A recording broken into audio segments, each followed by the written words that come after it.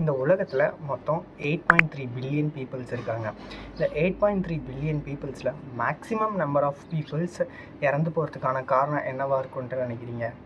இந்த நான் communicable disease அப்படின்ற ஒரு டிசீஸ் கண்டிஷனால தான். நான் கம்யூனிகபிள் டிசீஸ் அப்படின்றது ஒரு பர்சன்கிட்ட இருந்து இன்னொரு பர்சனுக்கு ட்ரான்ஸ்ஃபர் ஆகக்கூடியது கிடையாது.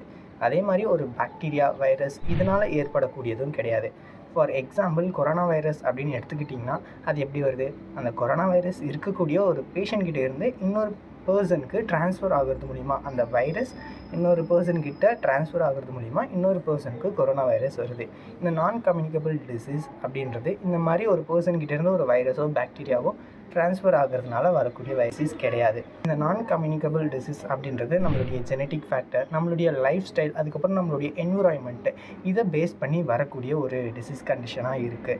இந்த நான் கம்யூனிகபிள் டிசீஸில் மேஜராக 4 டைப்ஸ் இருக்குது. இந்த மேஜர் 4 டைப்ஸ் தான் வந்து மேக்ஸிமம் நம்பர் ஆஃப் பீப்புள் இறந்து போகிறதுக்கான ரீசனாக இருக்குது. அதில் ஃபஸ்ட்டு என்னென்னு பார்த்தீங்கன்னா கார்டியோவாஸ்குலர் டிசீஸு. இந்த கார்டியோவாஸ்குலர் டிசீஸ் ஒருத்தவங்களுக்கு இருக்குது அப்படின்னா அது வந்து ஒரு பர்சனுடைய ஹார்ட் அண்டு பிளட் வெசல்ஸை அஃபெக்ட் பண்ணும். ஹார்ட்டு தான் வந்து பிளட்டை பம்ப் பண்ணி நம்ம பாடியில் இருக்கக்கூடிய மற்ற எல்லா ஆர்கனுமே சப்ளை பண்ணுது. அதை கேரி பண்ணி கொண்டு போகிறது நம்மளுடைய பிளட் வெசல்ஸு. இத்தகைய ஹார்ட் டேமேஜ் ஆகிறதுனால, பிளட் வெசல் டேமேஜ் ஆகிறதுனால மற்ற எந்த ஒரு ஆர்கனுக்குமே ப்ராப்பரான பிளட் சப்ளை கிடைக்காததுனால எல்லா ஆர்கனுமே ஃபெயிலியர் ஆகுது. செகண்ட் பிளேஸில் என்ன இருக்குன்ட்டு பார்த்தீங்கன்னா கேன்சர் வந்து ரொம்பவே கொடுமையான ஒரு டிசீஸுங்க. நம்ம உடம்புல இருக்கக்கூடிய நார்மல் செல்ஸ் அப்நார்மல் ஆகி ரேப்பிடாக அது டிவைட் ஆகி ரேப்பிடாக அது க்ரோத் ஆகி பக்கத்தில் இருக்கக்கூடிய நார்மல் செல்ஸையும் அஃபெக்ட் பண்ணி அதை அப்படியே அந்த ஆர்கனை போய் டேமேஜ் பண்ணி அந்த ஆர்கனை கடைசியில் ஃபெயிலியர் ஆக்கி விட்டுரும். இந்த கேன்சர்னுடைய ரிஸ்க்குமே ரொம்பவே அதிகமாகிட்டே வருது. ஸோ இதுதான் வந்து இந்த நான் கம்யூனிகபிள் டிசீஸில் செகண்ட் பிளேஸில் இருக்குது. தேர்ட் பிளேஸில் என்ன இருக்குன்ட்டு பார்த்தீங்கன்னா க்ரானிக் ரெஸ்பிரேட்டரி டிசீஸு. நம்மளுடைய ரெஸ்பிரேட்டரி சிஸ்டம் நம்ம பாடியில் மிக முக்கியமான ஒரு சிஸ்டம்.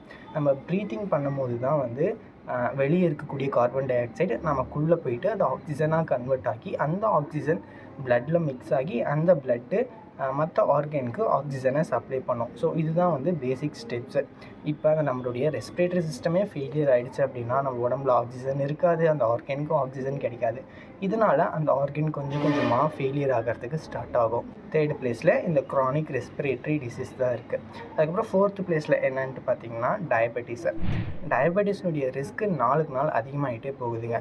நம்ம உடம்புல குளுக்கோஸ் லெவல் தேவை. அந்த குளுக்கோஸ்னுடைய லெவல் எப்போ அன்கண்ட்ரோல்டாக மாறுதோ, அந்த குளுக்கோஸ்னுடைய லெவல் எப்போ நம்ம பாடி கட்டுப்படுத்த முடியாமல் அதனுடைய லெவல் அதிகமாகுதோ அப்போ தான் வந்து நமக்கு டயபெட்டிஸ் வருது. இந்த டயபெட்டிஸில் பார்த்திங்கன்னா மெயினாக டைப் 1 அண்டு டைப் 2 தான் மேஜர் ரோல் ப்ளே பண்ணுது. டைப் 1 வந்து நம்மளுடைய ஜெனட்டிக் வைஸாக நம்மளுடைய ஆட்டோ இம்யூன் வந்து அஃபெக்ட் ஆகிறதுனால வரக்கூடியது தான் டைப் 1. இந்த டைப் 2ன்னு பார்த்திங்கன்னா நம்மளுடைய லைஃப் ஸ்டைல், நம்மளுடைய டயட்டு, நம்மளுடைய லைஃப் ஸ்டைல், நம்மளுடைய ஃபிசிக்கல் ஆக்டிவிட்டி இதை பேஸ் பண்ணி வரக்கூடியது தான் வந்து இந்த டைப் 2 டயபெட்டிஸ். இதுதான் வந்து அந்த 4 major types of non communicable disease. இப்போ இந்த நான் கம்யூனிகபிள் டிசீஸ்னுடைய ரிஸ்க் ஃபேக்டர்ஸ்லாம் பார்க்கலாம். ஃபஸ்ட் இந்த ரிஸ்க் ஃபேக்டரில் மாடிஃபையபிள் ரிஸ்க் ஃபேக்டர்ஸில் என்னென்னு பார்க்கலாம். மாடிஃபையபிள் ரிஸ்க் ஃபேக்டர்ஸ் அப்படின்னா நம்மளுடைய ஆக்ஷன்ஸை, நம்மளுடைய இன்வால்மெண்ட்டோட நம்ம டே டு டே லைஃப்பில் செய்யக்கூடிய ஆக்ஷன்ஸை வச்சு நமக்கான ரிஸ்க் ஃபேக்டர் இன்க்ரீஸ் ஆகிறது. அதில் ஃபஸ்ட்டு பார்த்திங்கன்னா நம்மளுடைய டொபாக்கோ யூஸ் தான் இருக்குது. ஒரு பர்சன் ரொம்ப அதிகமாக டொபாக்கோ யூஸ் பண்ணுறாங்க அப்படின்னா அந்த பர்சனுக்கு வந்து கார்டியாக் டிசீஸ் கண்டிஷன் வரதுக்கு சான்சஸ் இருக்குது. அதாவது ஹார்ட்டு, லங்கு, பிளட் வெசல் இது எல்லாமே டேமேஜ் ஆகிறதுக்கான சான்சஸ் இருக்குது. இது எல்லாமே டேமேஜ் ஆச்சுன்னா ப்ராப்பரான பிளட், ப்ராப்பரான ஆக்சிஜன் நம்மளுடைய ஆர்கனுக்கு கிடைக்காமல் போகும். ஸோ இதனால் வந்து நமக்கு இந்த கண்டிஷன்ஸ்லாம் வரதுக்கு சான்சஸ் இருக்குது. செகண்ட் ரிஸ்க் ஃபேக்டர் என்னன்ட்டு பார்த்தீங்கன்னா அன்ஹெல்தி டயட்டை ஃபாலோ பண்ணுறது. டெய்லியுமே ப்ராசஸ்டு ஃபுட்டு, டெய்லியுமே ஜங்க் ஃபுட்டு, ஒரு ப்ராப்பராக ஃப்ரூட்ஸ் அண்ட் வெஜிடபிள்ஸ் எடுத்துக்காமல் இந்த மாதிரி ஜங்க் ஃபுட் அதிகமாக எடுத்துக்கிறதுனால இந்த மாதிரியான கண்டிஷன் வரதுக்கான சான்சஸ் இருக்குது. அதுக்கப்புறம் தேர்டு ரிஸ்க் ஃபேக்டர் என்னன்னு பார்த்தீங்கன்னா ஃபிசிக்கல் இன்ஆக்டிவிட்டி. எந்த ஒரு வேலையுமே செய்யாமல் தூங்குறது, எழுறது, சாப்பிட்றது, மறுபடியும் தூங்குறது, இந்த மாதிரி ஒருத்தவங்க இருக்காங்க அப்படின்னா அவங்களுக்கு இந்த ரிஸ்க் ஃபேக்டர் ரொம்பவே அதிகமாக இருக்குது. அதுக்கப்புறம் ஃபோர்த் ரிஸ்க் ஃபேக்டர் என்னன்னு பார்த்தீங்கன்னா ஆல்கஹால் யூஸ். ஒருத்தவங்க அதிகமாக ஆல்கஹால் எடுத்துக்கிறாங்க அப்படின்னா அவங்களுக்கு இந்த கண்டிஷன் வரதுக்கான சான்சஸுமே ரொம்பவே அதிகமாக இருக்குது. அப்புறம் நான் மாடிஃபைபிள் ரிஸ்க் ஃபேக்டர், நம்மளை மீறி நம்மளுடைய ஆக்ஷன் தவிர்த்து இந்த ரீசன்னால் இந்த கண்டிஷன் வரதுக்கான சான்சஸ் இருக்குது. அது என்னென்னலாம் ரீசன் பார்த்திங்கன்னா நம்மளுடைய ஏஜ் அதிகமாக இதனுடைய ரிஸ்க் ஃபேக்டருமே அதிகமாகும். அதுக்கப்புறம் நம்மளுடைய ஜெனட்டிக்கில், அதாவது டிஎன்ஏல எதனா டேமேஜ் மாடிஃபிகேஷன் இருந்தது அப்படின்னா இந்த கண்டிஷன்ஸ்லாம் வரதுக்கான சான்சஸ் இருக்குது. அதுக்கப்புறம் ஃபேமிலி ஹிஸ்ட்ரி, ப்ரீவியஸாக நம்ம அவங்களுடைய ப்ரீவியஸ் ஜென்ரேஷனில் இந்த கண்டிஷன்ஸ் இருந்தது அப்படின்னா நமக்கு அது அப்படியே கண்டினியூவாக வரதுக்கான சான்சஸ் இருக்குது. Why this non-communicable disease increases? நாளாக இந்த non-communicable diseaseமே இன்க்ரீஸ் ஆகிட்டே போகுது. இது எதனாலன்ட்டு பார்த்தீங்கன்னா அர்பன் லைஃப் ஸ்டைல், அதாவது சிட்டிஸ்னுடைய லைஃப் ஸ்டைல் ரொம்பவே அதிகமாகுது. நம்ம ஒரு வில்லேஜில் இருக்கோம் அப்படின்னா அதில் வயலில் இறங்கி வேலை செய்வோம். ஒரு கடைக்கு போகணும் அப்படின்னா நடந்து போயிட்டு வர்றது, சைக்கிளில் போயிட்டு வர்றது, இந்த மாதிரியான வில்லேஜ் லைஃப் ஸ்டைல் இருக்கும். நம்ம ஒரு சிட்டியில் இருக்கோம் அப்படின்னா அது எதுவுமே கிடையாது. ஒரு அப்பார்ட்மெண்ட்டில் தங்கியிருக்கோம் அப்படின்னா லிஃப்ட்லேயே ஏறி லிஃப்ட்லேயே இறங்குறது, ஆஃபீஸ்க்கு பக்கத்தில் இருக்கக்கூடிய கடைக்கு கூட பைக்கில் போகிறது, அந்த மாதிரியான ஒரு லைஃப் ஸ்டைலில் இருக்கும்போது இந்த கண்டிஷனுடைய ரிஸ்க்கும் அதிகமாகுது. அதுக்கப்புறம் ப்ராசஸ்டு ஃபுட்டு கல்ச்சர். சிட்டிஸ் லைஃப்பில் இருக்கோம் அப்படின்னா நம்ம மேக்ஸிமம் வீட்டில் சமைச்சு சாப்பிட்றது தவிர்த்துட்டு வெளியே ஆன்லைனில் ஆர்டர் போடுறது, வெளியே போய் சாப்பிட்றது தான் அதிகமாக இருக்குது.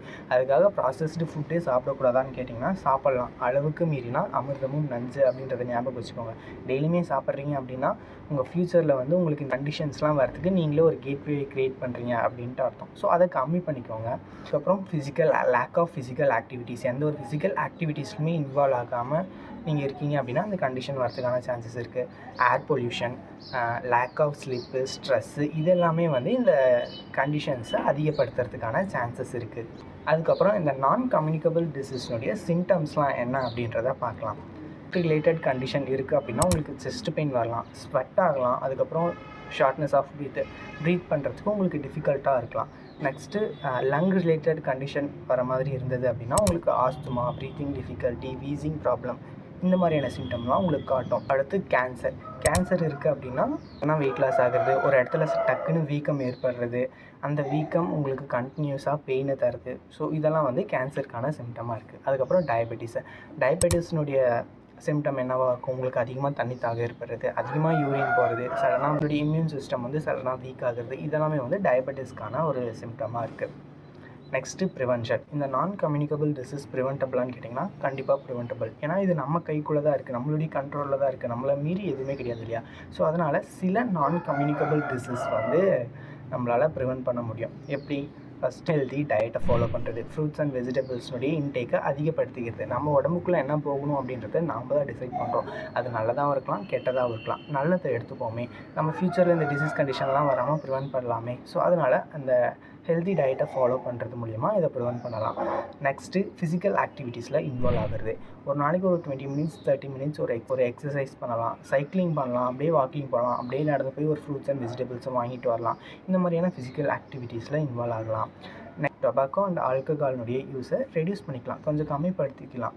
இது அதிகமாக யூஸ் பண்ண ரிஸ்க் ஃபேக்டருமே அதிகமாகுது. அதுக்கப்புறம் ஸ்ட்ரெஸ் மேனேஜ்மெண்ட்டு, ப்ராப்பராக தூங்குறது, ப்ராப்பராக யோகா செய்கிறது, ப்ராப்பராக மெடிடேஷன் பண்ணுறது. ஸோ ஓவரான ஸ்ட்ரெஸ்ஸை எடுத்துக்காமல் ப்ராப்பராக நம்மளுடைய மென்டல் ஹெல்த்துமே ப்ராப்பராக பார்த்துக்கிறது ரொம்பவே ஹெல்ப் பண்ணுது. அதுக்கப்புறம் ரெகுலராக ஹெல்த் செக்அப் பண்ணுறது. இந்த நான் கம்யூனிகபிள் டிசீஸ்லாம் பார்த்திங்கன்னா இயர்லியராக நமக்கு எந்த ஒரு சிம்டமுமே தராது. இது கொஞ்சம் டெவலப் ஆக சிவியர் ஸ்டேஜுக்கு போகும்போது தான் நமக்கு மைல்டாக சிம்டம்ஸை காட்டுறதுக்கு ஸ்டார்ட் ஆகும். ஸோ அதனால் ரெகுலர் ஹெல்த் செக்அப் எடுத்துக்கிறது நல்லது தான். ஸோ ஓகே, இந்த நான் கம்யூனிகபிள் டிசீஸை பற்றி சில இன்ஃபர்மேஷனை வந்து நீங்கள் இந்த வீடியோ மூலமாக தெரிஞ்சிருப்பீங்க அப்படின்ட்டு நான் நம்புகிறேன். Thank you so much. மறக்காமல் சப்ஸ்கிரைப் பண்ணிவிடுங்க. அடுத்து என்ன வீடியோ போடலாம் அப்படின்றத கமெண்ட் பண்ணுங்கள். பாய்.